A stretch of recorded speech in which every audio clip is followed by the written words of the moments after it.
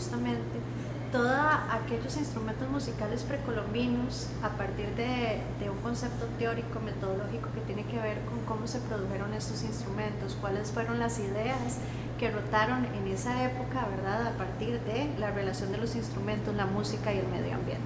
Los instrumentos arqueológicos datan del 300 a.C. al 1550 después de Cristo. En la muestra hay una recopilación de más de 60 instrumentos musicales, de los cuales se generaron en las 3 regiones arqueológicas del país, es decir, que fueron múltiples etnias las que generaron estos instrumentos, múltiples grupos, que al final de cuentas tenían un trasfondo cultural y ritual muy distinto entre sí o que tal vez tenían coincidencias. Entonces los instrumentos reflejan justamente todas estas coincidencias, similitudes o diferencias en cuanto a las relaciones culturales.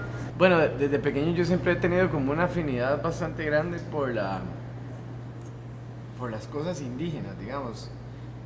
Pasando el tiempo me he ido empapando. Este proyecto de hecho fue un gran paso que di en el abordaje de la música indígena costarricense. La parte arqueológica, hasta el momento no había ninguna investigación que recopilara toda la parte de la música precolombina y los instrumentos musicales. Habían excavaciones que de pronto se excavaba algún instrumento, pero no se daba como ese tema, ¿verdad?, en sí, bien estudiado, relacionado, analizado, y a partir de esa falta de información decidimos justamente retomar el tema a la luz de que en la colección existen más de 400 instrumentos musicales precolombinos en la colección de los museos del Banco Central y que también en otras colecciones existen este tipo de instrumentos o este tipo de artefactos.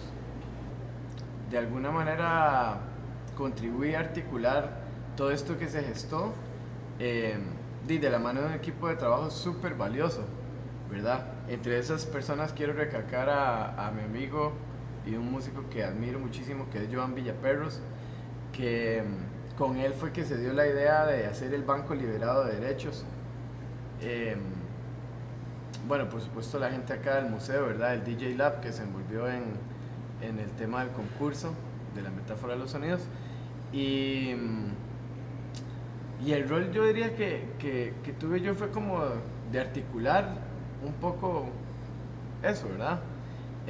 Por otro lado, digamos, el aporte mío como músico, tuve el honor de hacer la identidad sonora de la exhibición, y por supuesto que lo más valioso y las cosas que más me han marcado a mí en mi vida como músico, sin duda, fue haber podido tocar esos instrumentos. En sí, la parte de la música precolombina o la música en general tiene mucho que ver con hablar de las identidades, ¿verdad? Cuando hablamos de las identidades precolombinas o de las identidades sonoras, vemos una serie de instrumentos que no solamente se relacionaron con la cosmovisión o con lo que interpretaba ya el artefacto en sí, digamos, lo que uno ve, sino que también habían sonidos que hablaban mucho de cómo eran las personas, ¿verdad? Y esta parte precolombina nos ayuda a conocernos actualmente a nosotros mismos, cómo nos hemos desenlazado en esta parte de identidad, cómo la música ha conformado o es un punto muy importante para poder hablar inclusive de nosotros mismos en el pasado, presente y futuro. Yo desde mi experiencia, digamos, el poder tener un contacto directo con las ocarinas, con los sonajeros, con todo esto, y al mismo tiempo estar escuchando a las arqueólogas contarme que esto que yo tenía en mis manos instrumentos de 1500, 2000 años, es imposible no sentirse conmovido, ¿verdad? A mí eso me conmovió, o sea, fue como wow, o sea, pasaron 2000 años desde que esto estuvo enterrado y alguien más lo volviera a soplar. La investigación no solamente vio el instrumento per se o la parte tecnológica del instrumento, sino que nosotros tratamos de evidenciar quiénes eran esas personas que estaban atrás de los instrumentos musicales, cuál fue su estructura de pensamiento, cómo fue que a partir de las relaciones con el medio ambiente, del sonido de las aves, del río, de verdad, del medio o del entorno, trataron de asimilar estos sonidos, le dieron una identidad o un simbolismo, ¿verdad? Una referencia ritual, que tal vez el sonido del sapo signifique la muerte, etc. Y confeccionaron este instrumento musical que a ellos les significaba algo. Entonces es como una resignificación del medio ya en un objeto material.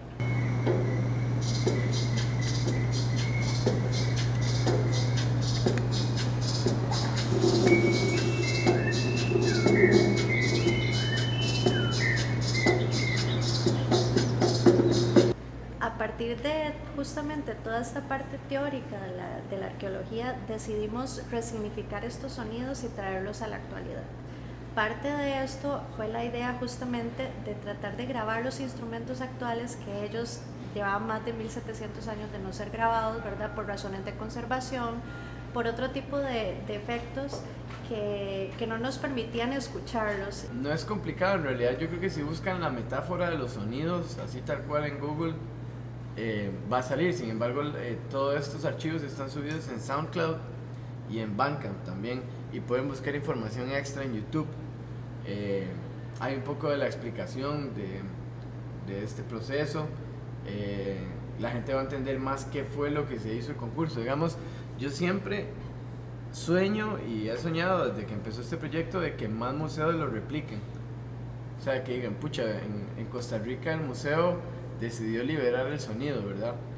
O sea, yo digo, ¿qué tal si esto se libera? O sea, se hacen bancos de sonidos y lo que va a estar disparando es herramientas para la creatividad. O sea, esto del concurso y de todas estas propuestas no solo llegaron propuestas de canciones, llegó diseño sonoro, por ejemplo, cosas a las que se le puede aplicar fuertemente a la animación, al diseño sonoro, digamos, en películas, en danza, en teatro. O sea, tiene muchísimas aplicaciones, ¿verdad? Y todo esto está ahí libre.